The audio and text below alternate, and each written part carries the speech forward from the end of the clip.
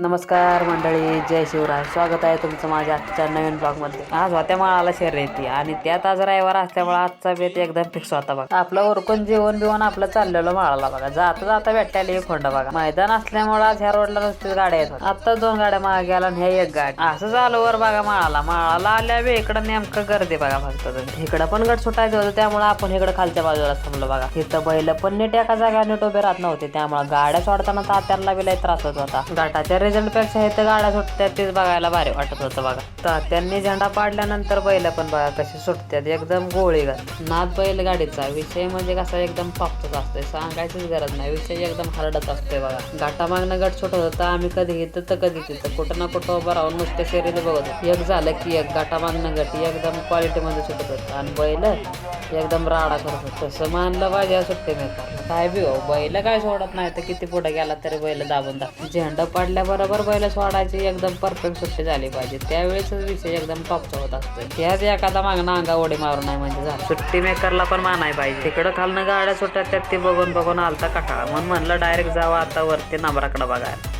गट कोण मारता येते बघायला म्हणलं आपलं जावं वरच्या बाजूला. जोडीदारात मी आता हेत नातावर जाणारच होतो तेवढ्या तिकडं आम्हाला काहीतरी असं बघायला भेटलं. गटाची गाडी आलती सुटून पुढं मात्र सुट्टी मेकरनं धरलेली दाबा. सुट्टी मेकर होणं कोणाची बी काय म्हणायचं. जे सुट्टी मेकर आहे त्यालाच माहिती आहे. नंतर बसून इथं 1-2 गट बघून म्हणलं आता जावं वरच्या बाजूला. इकडं वर आलं पण डायरेक्ट कॅमेरामॅनच्या तिथंच बसलो म्हणजे कसं डायरेक्ट निकालच दिसला पाहिजे. ह्या लॉट मधलं सगळं गट चालतं सुटून. आता दुसऱ्या लॉट मधल्या गटातल्या गाड्या निघालेल्या खाली. पुढच्या लॉट मधल्या गाड्या चालल्यात खाली. तोपर्यंत म्हणलं यावं आपलं पोरांना भेटून. तिथनं तसंच गेलो पोरांकडे तर पोरांचं चाललेला इथं नाश्ता बघा. इथं आल्यावर कोण उपाशी राहत नाही बघा. घरनं उपाशी आला तर इथं खायचा प्यायचा एवढा राडा असतोय की जणू काय इथं पोटच भरणार. भेळे असो नाही तर भात असो निबार राडा असतोय. मालक मात्र खायला प्यायला घालायला पोरांना कधी काही पडत नाही. त्यात आता आजगरचा गट निघलेला त्यामुळे आजगरला घेऊन चाललेले बघा गटाला. तसं या शंभूचा बी गट पळून आलता त्यामुळे शंभू बेकडा आराम करत होता. इकडं आजगरची आणि पक्षाची गाडी बांधायची चालली होती. आज आजगरभर पक्ष पळणार होता. तिथलं सगळं नियोजन झाल्यानंतर आपण आलो आपलं इकडं पुढं. इकडं बसलेलं आपलं शर्यती बघत. आता चालू होणार होते सेमीचे गट. ह्या सगळ्या गाड्या चाललेल्या सेमीच्या गटाच्या खाली बघा. आता सेमीचं गट बघायच्यात म्हणल्यावर आपल्याला खाली थांबून उपयोग नाही. आपल्याला नेमकं इथंच उभं राहायला लागतंय. पुढं डायरेक्ट निकाल बघायला लागतोय बघा. एक झालं की एक झालं की एक नंबर गट सुटत होता. विषय त्यात सेमीचा असल्यामुळे सगळे टॉपचीच बैल होते. एका मागणं एक गट सुटत होतं. सगळं सेमीचं गट असल्यामुळे सगळे बैल एकदम टॉप मध्येच पळत होते.